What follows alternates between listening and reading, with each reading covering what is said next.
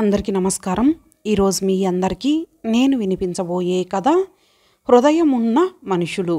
రచయిత ఎంఐ కిషన్ గారు. ఇక కథలోకి వెళితే, ఆఖరికి నువ్వు కూడా కౌసల్య కంఠం దుఃఖంతో పూడుకుపోగా అనదలుచుకున్నది పూర్తిగా అనలేకపోయింది. అవును, నేను కూడా ఆ మాటే అంటాను. ఒకసారి కాదు, ముమ్మార అంటాను. నువ్వెన్ని కుంటిసాకులు చెప్పినా నీ కాపురం ఇలా తగలబడ్డానికి నీ చేతగానితనమే కారణం. మున్ముందు ఇంకేం జరిగినా పూర్తి బాధ్యత నీదే, నిర్ద్వంద్వంగా నిర్మోహమాటంగా అన్నాడు సత్యసాయి. మోకాటి చిప్పల్లోంచి చివ్వున తల పైకెత్తి ఉక్రోషంగా చూసింది కౌసల్య. నువ్వు మగాడివే, అందుకే అందుకే అందుకే నేను అతన్ని సమర్థిస్తున్నాను. అంతే తప్ప నీ తప్పేం లేదంటావు. అన్నయ్య కళ్ళలోని తీక్షణతకు వెరచి కళ్ళు దించుకున్నా స్థిరంగానే అంది కౌసల్య. అవును, మగ మనస్సుతో కాకుండా నా స్థానంలో నిన్నూహించుకొని ఆలోచించు. ఏమిటి ఆలోచించాలి? ఆలోచించేటందుకు ఏమీ లేదు. నీ అజ్ఞానానికి విచారించాలి అంతే. లేచి నించున్నాడు సత్యసాయి. అజ్ఞానమే అనుకో, అహంకారమే అనుకో, నువ్వేమనుకున్నా సరే, నేను మాత్రం ఇంకా అతనితో కాపురం చెయ్యలేను. భార్య అంటే మనసులేని ఒక బండరాయిగా భావించే ఆ మూర్ఖునితో కాపురం చేయడం అంటే ఆత్మాభిమానాన్ని చంపుకోవడమే అవుతుంది. Two bookish. సాయి కంఠంలో ధ్వనించని వెటకారం. ఎప్పుడో 6 ఏళ్ల క్రితం 6వ తరగతి పాసైన కౌసల్యకి ఆ మాట అర్థం కాకపోవడం సహజమే. అంటే అన్నట్టు చూసింది. ఆత్మాభిమానం అది చావడం. కేవలం పుస్తకాల భాష. మొగుడు పెళ్ళాల మధ్య ఆత్మాభిమానాలు, ఆత్మగౌరవాలు కాదు ఉండాల్సింది. సర్దుకుపోతూ బ్రతకడం తెలియాలి. తెలియకపోతే నేర్చుకోవాలి. విసవిస అక్కడి నుంచి వెళ్ళిపోయాడు సత్యసాయి. అతను వెళ్ళిన వైపు నీళ్లు నిండిన కళ్ళతో చూస్తూ అనుకుంది కౌసల్య. అన్నైనా, తమ్ముడైనా, తండ్రైనా, ఎవరైనా సరే మగాడు మగాడే, మగబుద్ధి మగబుద్దే. అలా అనుకుంటూ ఉంటే ఆమె కళ్ళలో నిండుకున్న కన్నీళ్లు బుగ్గల మీదికి జారాయి. కొనగోటితో వాటిని తుడుచుకుంటూ ఆలోచనలో పడిందనే కన్నా అవే ఆమె నల్లుకున్నాయనడం సబబు. అమ్మా నాన్నల మాట ఎలా ఉన్నా సాయన్నయ్యకి మాత్రం చిన్నప్పటి నుంచి తనంటే పంచప్రాణాలు. ఎన్నో సందర్భాలలో వాడు తన పట్ల కనబరిచే ప్రేమ తనను ఎంతగానో ఆశ్చర్యపరిచేది. పెళ్ళై తను కాపురానికి వెళ్ళాక పెళ్ళాంతో చేయించుకుంటున్నాడో లేక తనే చేసుకుంటున్నాడో తెలీదు, కానీ అంతకుముందు మాత్రం వాడికి సంబంధించిన ప్రతి పని తనే చేసేది కాదు, తన చేతనే చేయించుకునేవాడు. వాడి ఇంట్లో ఉన్నాడు అంటే వాడి నోటి వెంబడి కనీసం 10 నిమిషాలకు ఒకసారైనా కౌసల్య అన్న పిలుపు వచ్చి తీరాల్సిందే. కౌసల్య, నా పెన్ను ఏదమ్మా? కౌసల్య, నా బనీన్లు ఉతికావా? కౌసల్య, నాకేమైనా ఉత్తరాలు వచ్చాయా? ఇలా ప్రతిదీ తననే అడిగేవాడు. ప్రతి పని తన చేతనే చేయించుకునేవాడు. చేసేది తను. విసుక్కుంటూనో సనుక్కుంటూనో కాదు, సంతోషంగా చేసేది. వాడికి ఏ పని చేసి పెట్టాలన్నా తనకెంతో సంతోషంగా ఇష్టంగా ఉండేది. ఎందుకంటే ప్రతిఫలంగా వాడు తన పట్ల అపురూపమైన ప్రేమను కనబరిచేవాడు.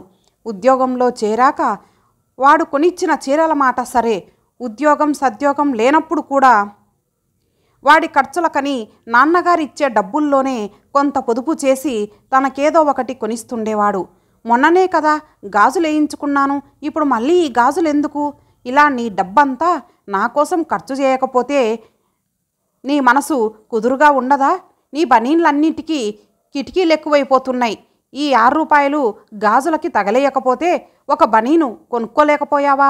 ఈ ధోరణితో మాట్లాడేది తను. వాడు నవ్వేసి ఊరుకునేవాడు. ఆ నవ్వులోని తృప్తిని గమనించి తన మనసు పొంగిపోయేది. తనకు ఏమైనా రోగమొస్తే చాలు వాడికే వచ్చినట్టు విలవిల్లాడిపోయేవాడు. కాదు, తన కాల్లో ముళ్ళు గుచ్చుకుంటే వాడి గుండెలో గుణపం గుచ్చినంతగా బాధపడిపోయేవాడు. అలాంటివాడు అంత అపురూపంగా తనని చూసుకున్నవాడు ఈనాడు వదినతో కూడి తను ఆ మాటే అంటున్నాడు. ఆ కుసంస్కారితో మూర్ఖునితో ఎంతగా ప్రాణం విసిగిపోకపోతే తాను ఈ నిర్ణయానికి వచ్చి ఉంటుందో కాస్తైనా ఆలోచించకుండా, తన పరిస్థితిని అవగాహన చేసుకోవడానికి బొత్తిగా ప్రయత్నించకుండా వదినతో ఏకమై తననే నిందిస్తున్నాడు. నిందించడమే కాదు, తిట్టిపోశాడు కూడాను. కౌసల్య కళ్ళు మళ్ళీ నిండుకున్నాయి. తన కాపురంలోని అపసవ్యత కన్నా అన్నయ్య తన పట్ల కనపరిచిన తిరస్కార భావమే ఆమెను మరింతగా బాధిస్తోంది. నీకంత భారం అనుకుంటే చెప్పు, నా దారిన నేను ఎక్కడికైనా పోతాను. బ్రతకగలిగితే బ్రతుకుతాను, లేదంటే ఏ నుయ్యో గొయ్యో చూసుకుంటాను. అంతేకాని నన్నతని దగ్గరికి వెళ్ళమని మాత్రం బలవంతం చేయకు అని తానంటే, నీకు 4 మెతుకులు పడేయడం భారం అనుకునేటంత నికృష్టమైన స్థితిలో లేను నేను. నీ బాగు కోసమే చెప్తున్నా, వెళ్ళిపో అని అంటూ ముఖం ప్రక్కకి తిప్పేసుకున్నాడు. తనంత మాట అన్నందుకు కన్నీళ్లు నింపుకుంటాడనుకుంది తను. కానీ కన్నీళ్లు కాదు సరికదా, కించిత్తు బాధైనా కనబల్లేదు వాడిలో. అదే కనుక ఇదివరకైతే తనను అంత మాట అంటే సహించగలిగేవాడేనా? ఎంత మారిపోయాడు! పెళ్ళయ్యాక ఆడపిల్ల పూర్తిగా పరాయిదైపోతుందంటారు. ఇందుకే కాబోలు అతను నన్ను మనిషిగా గుర్తించడం లేదు. అతను ఆడమన్నట్టల్లా ఆడేందుకే కానీ నాకంటూ ఒక మనసుంటుందని, వ్యక్తిత్వం ఉంటుందని అతను ఊహామాత్రంగానైనా అనుకోవడం లేదు అని మొదలెట్టి, అతని అనుచిత ప్రవర్తనను తను విపులంగా చెబుతుంటే నిర్లిప్తంగా తల పంకిస్తూ సావధానంగా అంతా విని, అయితే మాత్రం ఎలాగో ఒకలా సర్దుకుపోవాలి కానీ కాపురమే వద్దంటూ ఇలా వచ్చేయడమేనా అంటూ హితబోధ మొదలెట్టాడు. కనీసం తన తృప్తి కోసమైనా అయ్యో అలాగా అని గాని, ఎరక్కపోయి నిన్నతనికి కట్టబెట్టాం, నీకెన్ని కష్టాలొచ్చాయమ్మా అని గాని ఒక్క ముక్కైనా అనలేదు. అనకపోతే పోయే. ఆ సమయంలో ఆ ముఖం నిండా ఎంత విసుగుదల, ఎంత కోపం. ఛ ఎరక్కపోయి వచ్చింది తను అని అనిపించింది తనకి. కానీ ఏం చేయడం? భార్య అంటే వంట చేసి పెట్టడానికి, మీకు కావలసిన సుఖం అందించడానికి మాత్రమే పనికొచ్చే మొరబొమ్మ కాదు. ఈ విషయం మీరు గుర్తించే వరకు తిరిగి నేను ఈ ఇంటి గడప తొక్కనని కుండ బ్రద్దలు కొట్టినట్టు తెగేసి చెప్పి వచ్చేసింది తను. ఏనాటికైనా అతను తన తప్పు గ్రహించి, కౌసల్య నా కళ్ళు తెరుచుకున్నాయి, రా మన ఇంటికి వెళ్ళిపోదాం అంటూ వస్తే తప్ప ఏ ముఖం పెట్టుకొని తనంతట తానుగా అతని దగ్గరకు వెళ్తుంది తను? అది ఇంత త్వరలో? అవును, తను వచ్చి 4 రోజులైనా కాలేదు. కానీ అప్పుడే నరకాన్ని తలపింపజేస్తోంది ఈ ఇంటి వాతావరణం. వాతావరణం అంటే మనుషులే. అన్న వదిన ఇద్దరికిద్దరే ఎంతగా మారిపోయారు. అన్నయ్య అంత కాకపోయినా వదిన కూడా తన పట్ల ఇష్టంగానే ఉండేది. ఆడపడుచు అర్ధమొగుడు అంటూ తనతో ఏ పని చేయనిచ్చేది కాదు. తనంతట తాను చేయి దూర్చబోయినా, నీకెందుకులేమ్మా ఈ శ్రమ, రేపొద్దున అత్తవారింటికి వెళ్ళాక అక్కడ ఎలాగూ తప్పదు కదా అంటూ తనని వారించేది. అమ్మా నాన్నలు తన పెళ్లికి ముందే పోయారు. వాళ్ళు పోయిన ఏడాదికి అన్నయ్యే ఈ సంబంధం చూసి చేశాడు. తనని కాపురానికి పంపేటప్పుడు సొంత తల్లి కూతుర్ని కాపురానికి పంపినట్టే వదిన కన్నీళ్లతోనే సాగనంపింది తనని. వయసుకి చిన్నదే అయినా పెద్ద ఆరిందాల అత్తవారింట ఎలా మసలుకోవాలో 1కి 10 సార్లు చెప్పి పంపింది. ఆనాడేమనుకుంది తను? నిండా ఏడాది సాంగత్యమైనా లేదు తనకు వదినకి. ఈ స్వల్ప వ్యవధిలోనే తన మీద ఇంత ప్రేమను పెంచుకుందంటే వదిన మామూలు మనిషి కాదు, అనురాగమయి దేవత అనుకుంది. అని ఇప్పుడో దేవత అనుకున్న ఆ వదినే తనని చూసి ముఖం ముటముటలాడిస్తోంది. కొద్దో గొప్పో మామూలుగా ప్రవర్తించింది అంటే ఏదో ఆ వచ్చిన రోజునే. ఆ మర్నాటి నుంచి ప్రతి చిన్న విషయానికి జగడమే. పోని గొడవెందుకులెమ్మని తను పట్టించుకోనట్టు ఊరుకుంటూ ఉంటే కాల్చి తినేసేలా చూడ్డం, గతిలేక మా పంచన చేరావు గుర్తుంచుకో అన్నట్టు చులకన చేసి మాట్లాడ్డం, సుత్తి దెబ్బలకు వెరచి రోట్లో తలదాచుకున్నట్లయింది తన పరిస్థితి. ఇందాకటికిందాక ఏమీ అనలేదు తను. బుజ్జిగాడు చూడొదిన ఈ వీక్లీ ఎలా చింపేశాడో అని చాలా మామూలుగానే అంది. అంతే, గయ్యమంటూ చిన్న సైజు రాక్షసిలా విరుచుకుపడింది. పసిపిల్లాడు, వాడికేం తెలుసు? చింపాడంటే తెలిసి చింపాడా? ఇంత మాత్రానికే చాడీలు చెప్పాలా? ఎదురుగా నేనున్నాను కాబట్టి సరిపోయింది, లేకపోతే చావగొట్టుందువేమో. అయినా చింపుతాడు. ఇది కాకపోతే మరో 100 వీక్లీలు చింపుతాడు. ఇది నా ఇల్లు, వాడు నా కొడుకు. వాడికి సరిగ్గా చింపడం చేతకాకపోతే నేనే నేర్పించి చింపిస్తాను. ఏం చేస్తావే అంటూ తారాజువ్వలా లేచింది. అది కాదొదినా అంటే ఏది కాదొదినా అని మొదలెట్టి మాటల్ని అటుదిప్పి ఇటుదిప్పి చిన్న సైజు తుఫాన్ లాంటిది సృష్టించి చివరికి మొగుడితో తిన్నగా కాపురం చేయడం చేతగాక పుట్టింటికొచ్చిన దానివి నాకు నీతులు చెప్పొచ్చావా? సాయంత్రం షికారు కొద్దన్నాడని, ఆదివారం నాడు సినిమా వద్దన్నాడని, ఇలాంటి చచ్చు కారణాల కోసం మొగుణ్ణొదిలేసి వచ్చిన దానివి. నీకు బుర్రా బుద్ధి ఎలా ఉంటుందిలే? అయినా ఇవన్నీ అనవసరం. ఇది నా ఇల్లు. నా ఇంట్లో నా మాటే చెల్లాలి. అందుకు నీకిష్టమైతేనే ఉండు, లేకపోతే అంటూ ఆపేసింది. పో అన్న ఆ ఒక్క ముక్కే అనలేదు. అనకపోతేనేం పొమ్మనలేక పొగబెడుతున్నట్టు స్పష్టంగా తెలుస్తుంటే, పోనీ మధ్యలో తల దూర్చినవాడు వాడు మాత్రం ఏమన్నాడు? తప్పంతా తనదేనన్నాడు. ఛ తన కాపురం మాట ఎలా ఉన్నా ఇక్కడికి రావడం మాత్రం నిస్సందేహంగా తప్పే. తప్పు కాదు, తప్పున్నర్రా. మొగుణ్ణి నీకిష్టమైన రీతిలో మార్చుకోవడం చేతగాకపోయాక ఎందుకు నీ ఆడజన్మ అంది వదినోసారి. ఆలోచిస్తుంటే అదే రైటేమో అనిపిస్తుంది. ఇక్కడుండి వీళ్లతో ఇలా పడరాని మాటలు పడే కంటే అతని దగ్గరికే వెళ్ళి అతన్నే మార్చుకోవడం తేలిక, మంచిది కూడాను. తను ఇంతవరకు ప్రయత్నించలేదు, కానీ ప్రయత్నిస్తే అతను మారకపోడు. అంతవరకు చిందరవందరగా సాగిన కౌసల్య ఆలోచనలు అక్కడో క్షణమాగి నిర్దుష్టమైన ఒక రూపాన్ని సంతరించుకున్నాయి. కాసేపటికి ఆమె ఒక నిర్ణయానికొచ్చింది. నేను వెళ్ళిపోవాలనుకుంటున్నాను. Very good. సాయంత్రం 4ంటికి ట్రైన్ ఉంది, తయారవు. అన్నయ్య కళ్ళలోని మెరుపుని చూసి చివుక్కుమంది కౌసల్య మనసు. వెళ్తాననగానే ఎక్కడికమ్మా అనైనా అడగకుండానే వెళ్ళిపోమంటున్నాడు. నేను వెళ్ళిపోవాలనుకుంటున్నాను అన్నదే కానీ నా భర్త దగ్గరికి అని చెప్పలేదు తను. అలాంటప్పుడు వాడే గనక ఒక మనసున్న మనిషి అయితే న్యాయంగా ఎంత ఆందోళన వ్యక్తం చెయ్యాలి? ఆ ఆందోళన లేదు. ఎక్కడికి వెళ్ళాలనుకుంటున్నావు, ఎప్పుడు వెళ్దామనుకుంటున్నావు అన్న ప్రశ్నలు లేవు. పైగా ఎంత త్వరగా పోతే అంత మంచిదన్నట్టు సాయంత్రం 4 గంటలకి ట్రైన్ ఉందని గుర్తు చేస్తున్నాడు. ఛ ఏం మనిషి, హృదయం లేని మనిషి. ఇలాంటి మనిషి దగ్గర జీవితాంతం నీడ దొరుకుతుందని భ్రమసి ఎంత పొరపాటు చేసింది తను.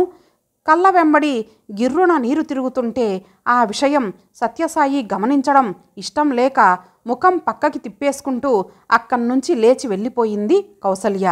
6 నెలల తర్వాత ఒకరోజు వద్దు అంది కౌసల్య ఆముదం తాగిన దానిలా ముఖం పెడుతూ. ఎందుకొద్దు అడిగాడామె భర్త వెంకటేష్.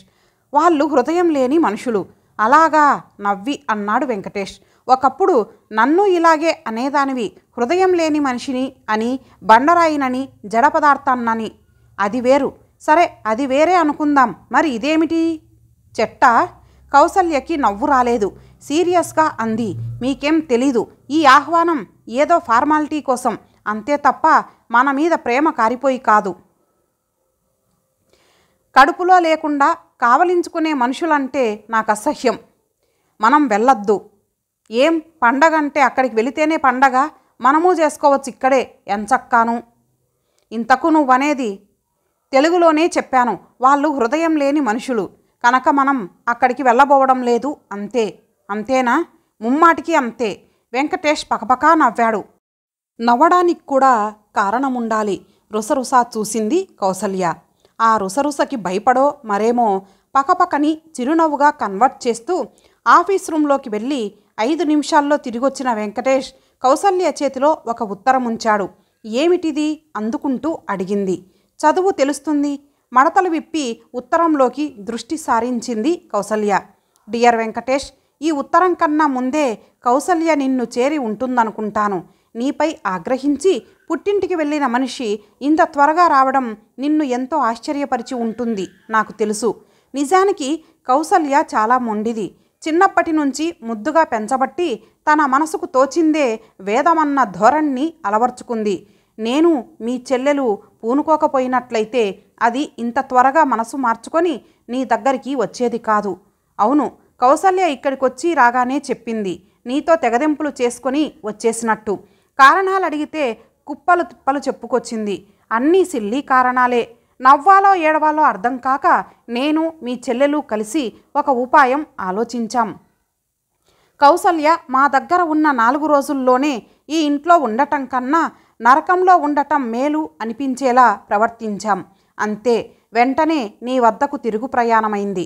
వెంకటేష్, కౌసల్య ఇంకా చిన్నపిల్ల. జీవితం అంటే ఏమిటో, అందున వివాహ బంధం అంటే ఏమిటో ఎంత పటిష్టమైనదో తనకింకా తెలీదు కనుక తనని మన్నించి ఆదరంగా ఆప్యాయంగా చూసుకోవలసిందిగా ప్రార్థిస్తున్నాను. ఏది ఏమైనా తనని కొంచెం అర్థం చేసుకొని ప్రవర్తించడానికి ప్రయత్నించు. అంటే నా ఉద్దేశం అది ఆడమన్నట్టల్లా ఆడమని కాదు, కానీ చిన్న చిన్న విషయాలను కూడా భూతద్దంలో నుంచి చూసి కలత చెందే సున్నిత మనస్కురాలు కౌసల్య. అది గమనించి ఆమె కోరే చిన్న చిన్న కోర్కెలకు విలువనిస్తూ ఉండు. భార్యాభర్తలలో కనీసం ఒక్కరైనా సర్దుకుపోకపోతే రంగుల హరివిల్లులా ఉండాల్సిన దాంపత్యం పేలవంగా చేదుగా తయారవుతుంది. అందుచేత నేను భర్తని, అది నా మాట వినాలి, అంతేకాని నేను తన మాట ఎందుకు వినాలి అనే ధోరణిలో కాకుండా తద్భిన్నంగా ప్రవర్తించు. ఇలా రాస్తున్నందుకు అన్యథా భావించవద్దు. తన చెల్లెలి కాపురం సజావుగా సాగాలన్న ఒక అన్నయ్య ఆరాటంగా ఉత్తరాన్ని గుర్తించు.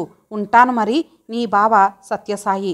కౌసల్య ముఖంలో మారుతున్న రంగుల్ని గమనిస్తూ నించుండిపోయిన వెంకటేష్ ఉత్తరం చదవడం ముగించిన తర్వాత ఆమె ముఖం మీద పువ్వుల తివాచీలా పరచుకున్న ఆనందాన్ని చూసి ఆనందం వల్ల కాబోలు మరింత అందంగా కనిపిస్తున్న ఆమె ముఖాన్ని 2 చేతుల్లోకి తీసుకుంటూ ఏదో చేయబోయిన వాడల్లా దాన్ని క్షణకాలం పాటు వాయిదా వేసి ఇప్పుడేమంటావు అడిగాడు.